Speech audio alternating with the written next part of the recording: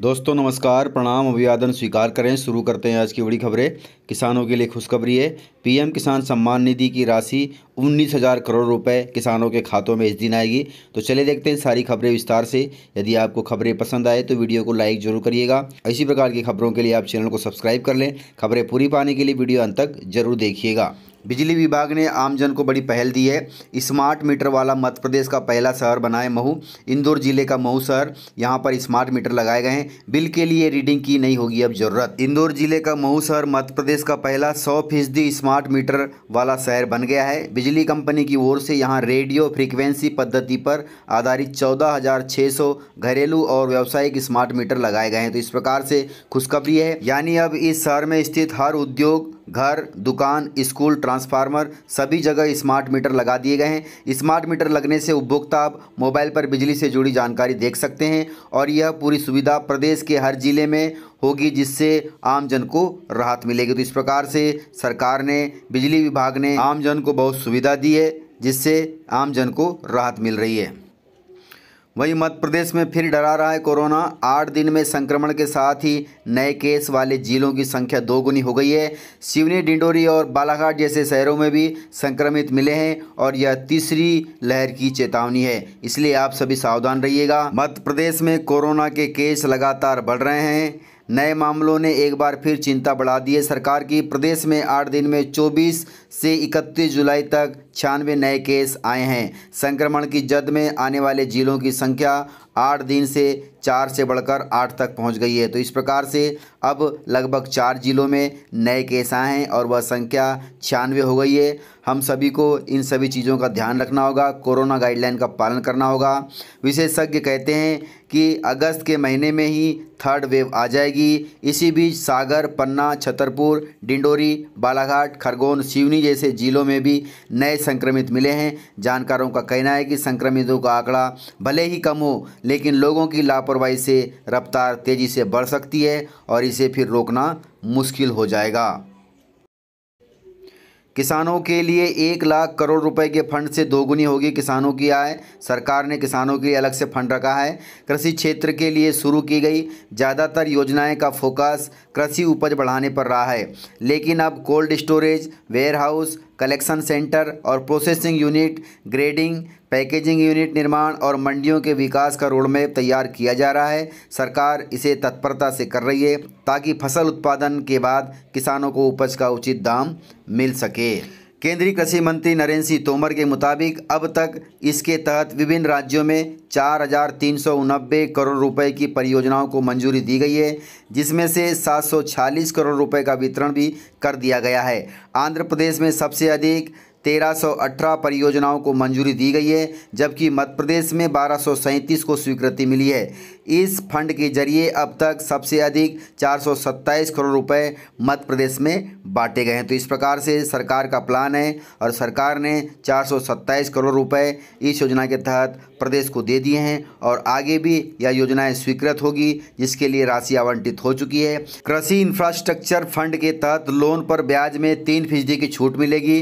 वहीं कर्ज देने वाले बैंक को 2 करोड़ रुपए तक के ऋण पर बैंक गारंटी सरकार देगी। एक स्थान पर 2 करोड़ रुपए तक के ऋण के लिए ब्याज सहायता भी मिलेगी, यानी यदि एक इकाई कई जगहों पर प्रोजेक्ट शुरू करती है तो सभी के लिए ब्याज सहायता मिलेगी। प्राइवेट सेक्टर के लिए ऐसी प्रोजेक्ट की अधिकतम सीमा 25 लाख तय की गई है। योजना की कुल अवधि 10 से बढ़ाकर 13 वर्ष कर दी गई है, अर्थात 2032 से 33 कर दी गई है। तो इस प्रकार से खुशखबरी है किसानों के लिए।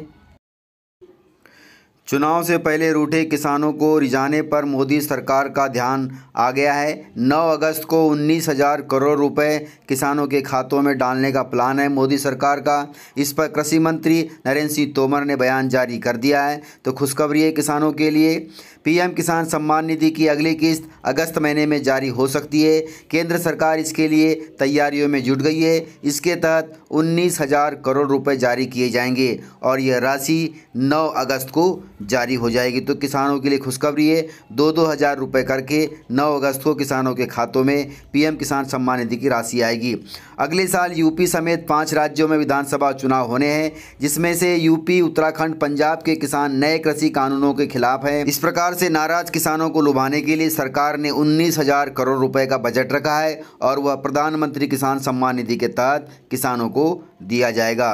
केंद्र अब इस नाराजगी को दूर करने में जुट गई है ताकि चुनाव में इससे नुकसान न हो। सरकार पीएम किसान सम्मान निधि की अगली किस्त 19,000 करोड़ रुपए अगस्त महीने में जारी कर सकती है और वह तारीख 9 अगस्त बताई जा रही है। तो अच्छी बात है, गुड न्यूज़ है। कृषि मंत्री नरेंद्र सिंह तोमर के नेतृत्व में कृषि एवं किसान कल्याण मंत्रालय 9 अगस्त को एक बार फिर से सभी लाभार्थियों को राशि हस्तांतरित करने की योजना बना रहा है। पिछली किस्त 14 मई को अप्रैल जुलाई की अवधि के लिए दी गई थी। योजना के तहत 9.5 करोड़ लाभार्थियों को पैसा भेजा जाना है। तो अच्छी बात है, गुड न्यूज़ है किसानों के लिए। मानसून में होंगे सिंधिया समर्थक अब तरबतर, जल्द होगा राजनीतिक नियुक्तियों का ऐलान। इसलिए सीएम शिवराज सिंह चौहान ने आमजन को, सिंधिया समर्थकों को खुशखबरी दी है कि अब सरकार निगम, मंडल, आयोग और प्राधिकरण में जल्द नियुक्तियां करने जा रही है। इसी सप्ताह से इसकी शुरुआत हो सकती है। साल भर से नियुक्ति की बाट जो रहे सिंधिया समर्थकों को अब इसमें वरीयता दी जाएगी। तो इस प्रकार से ज्योतिरादित्य सिंधिया के समर्थक भी खुश होंगे और ज्योतिरादित्य सिंधिया भी खुश हैं। ज्योतिरादित्य के लिए कुएं में कूद जाने की कसम खाने वाली प्रदेश की पूर्व मंत्री इमरती देवी का जल्द राजनीति पुनर्वास होगा।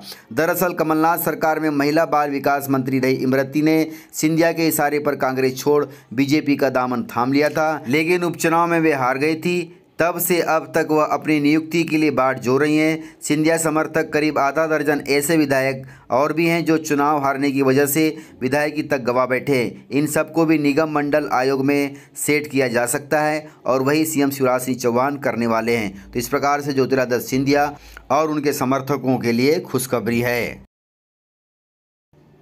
प्रदेश में मूसलाधार बारिश से बाढ़ जैसे हालात हैं, रेस्क्यू जारी किया गया है। सीएम ने केंद्र से मांगे हेलीकॉप्टर और एनडीआरएफ तथा एसडीआरएफ की टीम इन बाढ़ प्रभावितों की मदद कर रही है।